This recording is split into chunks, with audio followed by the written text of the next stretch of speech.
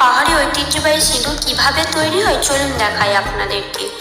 প্রথমে লাল পাথরগুলোকে টুকরো টুকরো করে ভেঙে নিয়ে সেটি ঝর্ণার জলে ভালো করে ধুই, যাতে পাথরের গায়ে লেগে থাকা মাটি ধুলো পরিষ্কার হয়ে যায় এবং পেয়ে যায় এক প্রকার লাল চূর্ণ।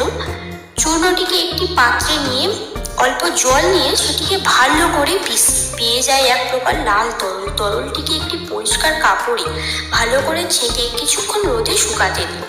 এরপর নিয়ে একটি কাঠের পাত্র, তাতে নিয়ে কিছু রেড়ির তেল, অ্যাঞ্জেলিকা, ধরিকা এবং কিছু সুগন্ধি ফুল এবং সমস্ত কিছু একটু গরম করি। তারপর একটি পরিষ্কার কাপড়ে ছেঁকে নিই এবং পেয়ে যায় এক প্রকার সুগন্ধি ভরা বিশেষ তরল। এবার আসে সবচেয়ে গুরুত্বপূর্ণ কাজ।